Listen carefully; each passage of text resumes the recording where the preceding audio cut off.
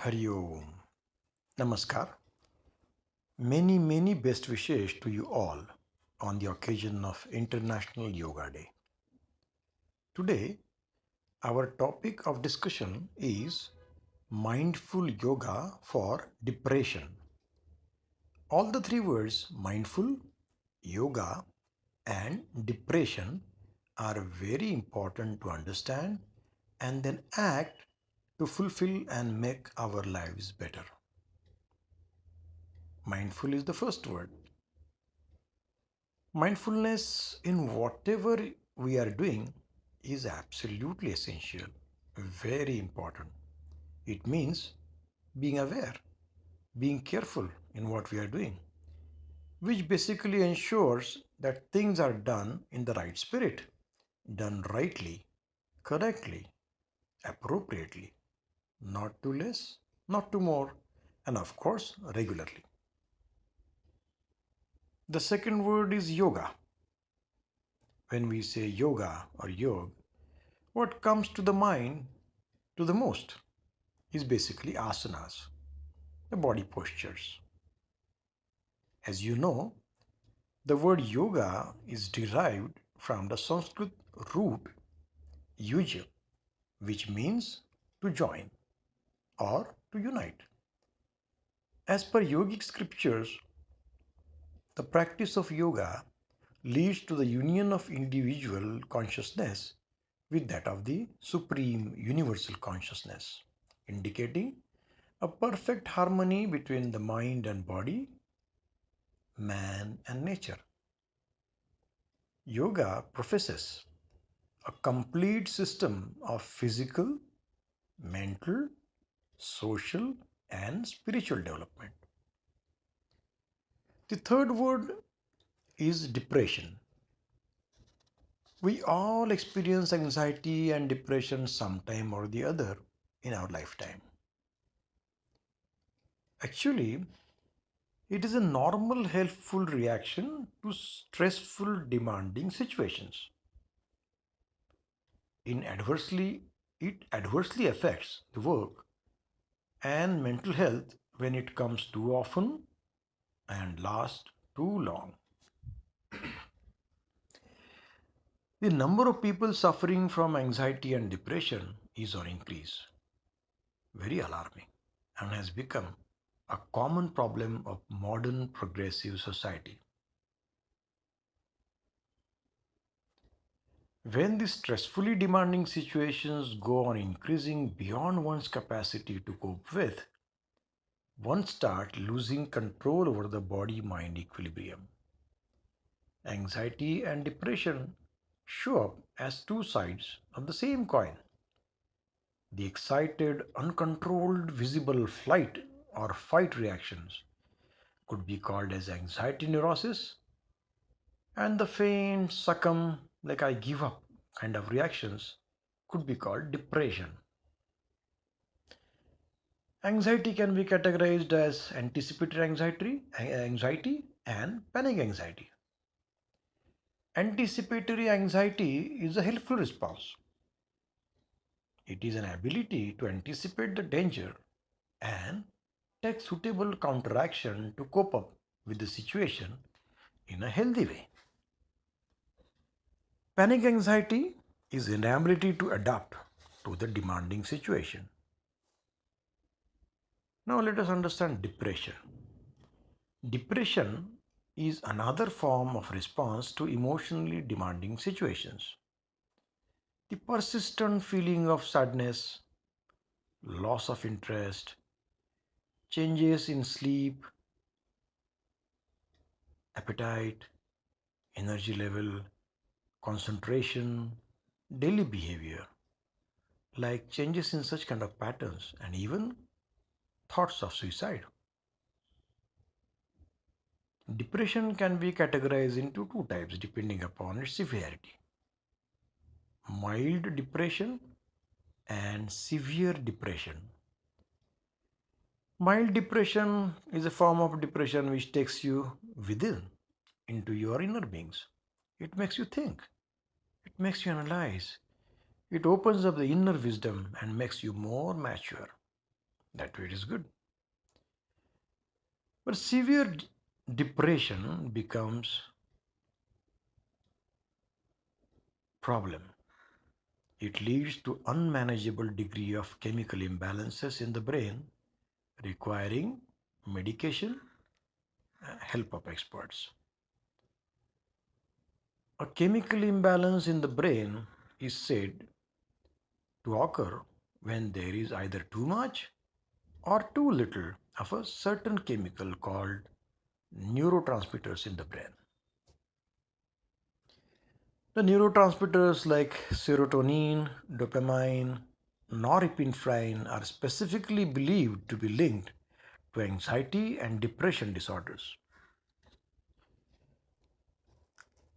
Now let us see how to tackle the issue of anxiety and depression. To address this issue in totality, we need to understand and act at various levels: physical level, mental level, social, and even spiritual. Keeping this in mind, I wish to mention various exercises, asanas, breathing practices, pranayama, and also some select sutras from Patanjali Yoga Sutra and few verses from Bhagavad Gita to cover the social and spiritual aspects. Let us first discuss about the exercises recommended for depression. For exercises, we start with loosening exercises, which are basically the body movements repeated with speed. This helps to distract the mind from the loop of depression producing thoughts. So, such kind of rapid exercises basically takes you away from those habits of producing depression thoughts. Once the mind is distracted, we then go to slower body movements like Surya Namaskar or various other asanas. Similarly, we practice fast breathing practices like Kapalabhati, and then we do slower breathing practices. After 20 to 30 minutes of practices of altering fast and slow body movements and breathing practices, we can then further slow down by Nada and meditation. One thing to remember is while we're doing asanas, the thing to remember is basically two sutras from Patanjali Yog Sutra, Sthira Sukhasanam and Prayatna Shaithilya Ananta Samapattibhyam. The posture should be steady and comfortable. The asana must be perfectly relaxed without any muscular or nervous tension. We discussed so far the body mind related aspects. Now let us understand the social and spiritual aspects. Actually, if we really see, the life is very beautiful. We make it complex. Why we make it complex? Because we don't know what is right. Ignorance is the main reason. Ignorance or avidya is the error in spiritual perception. In spiritual context, avidya is to mistake the non-eternal with the eternal, impure with the pure, evil with the good, anatman with the atman. We know we are not the body, we are not the mind, but we behave throughout the day, throughout the week, or throughout our life many, many times, most of the times. And that is where we make a mistake and we suffer. I wish to refer one more sutra from Patanjali. So as to how to respond, the sutra guides us as how to respond to the society in different situations. Chapter number 1, sutra number 33. It says Maitri Karuna Muritopekshanam Sukha Dukkha Punya Vishayanam Bhavana Chitta Prasadanam. It says you maintain the attitude of friendliness with the happy, with the people feeling happy, or with the happy moments happening outside.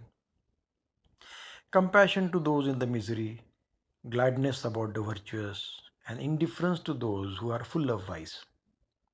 If we do this, the mind becomes free from disturbing influences, and as a result, it becomes peaceful and undisturbed. But if we really see what happens, or most of the people do, is exactly the opposite of this. If someone is happy, instead of we feeling happy, we feel jealous. Let us say somebody buys a car, a big car, bigger than ours. Instead of feeling happy, we feel jealous. So if we really follow this sutra, it really gives us the technique how to keep our mind peaceful and undisturbed in all situations, in all events. Let us refer to few shlokas from Bhagavad Gita to guide us as what can realize happiness. Chapter number 6, shloka number 17. Yuktahar viharasya yukta chestasya karmasu yukta swapnavabodhasya yogo bhavati dukkha. It says yoga becomes the destroyer of pain. For the person who is moderate in eating, moderate in recreation, moderate in exertion of actions, moderate in sleep, moderate in wakefulness.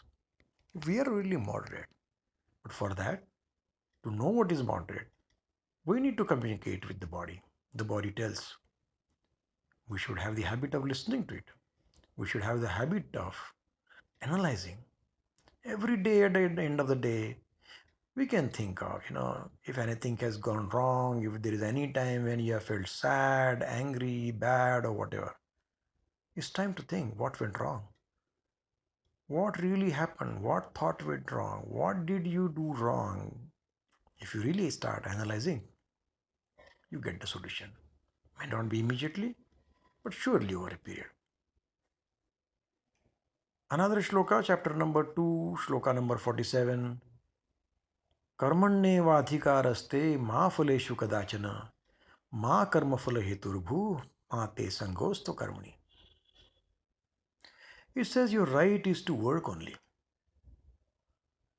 You plan things, best do the best planning, put your best possible efforts, whatever best possible you do, mostly you will get success. But if there is a failure, don't worry.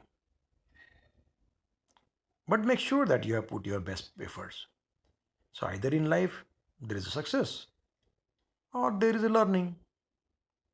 So where is the question of worrying? But that is what doesn't happen.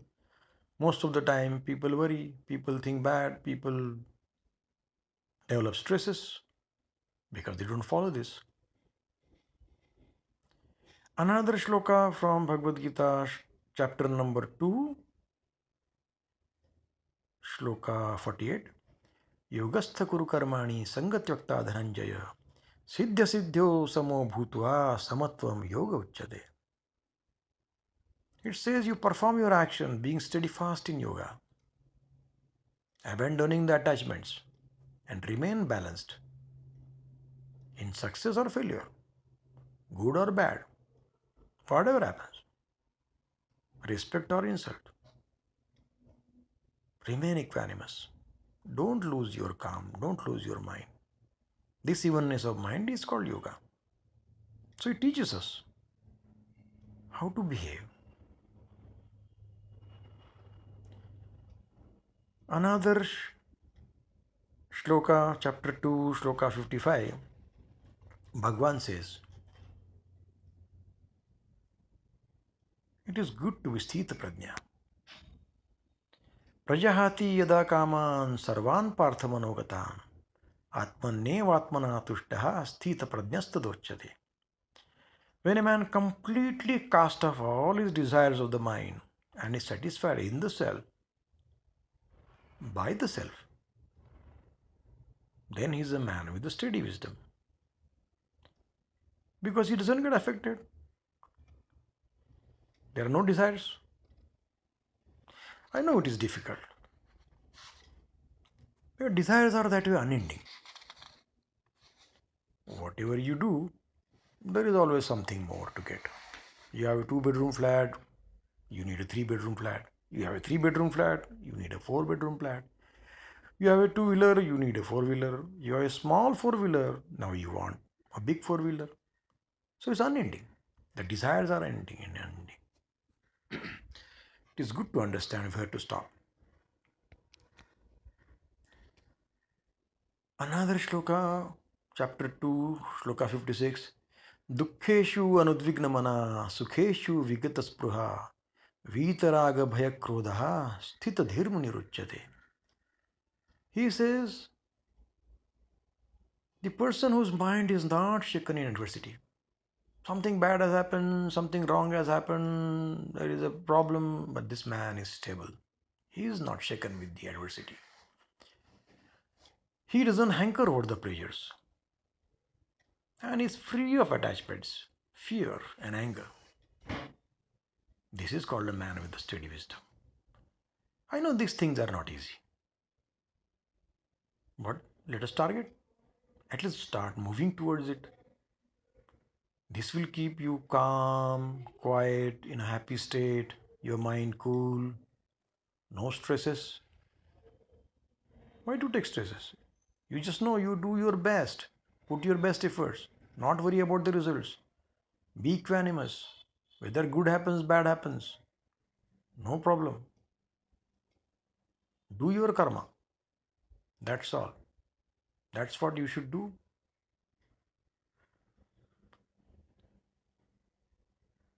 Chapter 2, Shloka 58.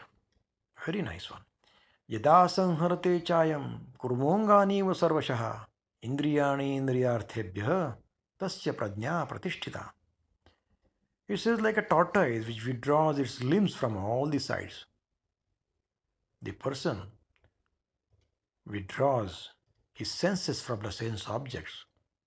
He is the man with the wisdom and he becomes steady. Nothing can disturb him. Whatever may be the event, whatever may be the disturbing situation, he remains calm and quiet and do his best. Doesn't mean that he sits quietly. He puts his best. But mind is calm and quiet. If we do this, if we do exercises, we eat good food, we have good habits, we keep our mind calm and quiet, we will be happy. I think with this, I can stop.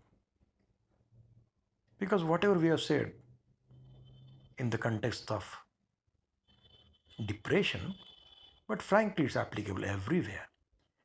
If you want to come out of the misery, if you want to make your life happy, you have to follow this.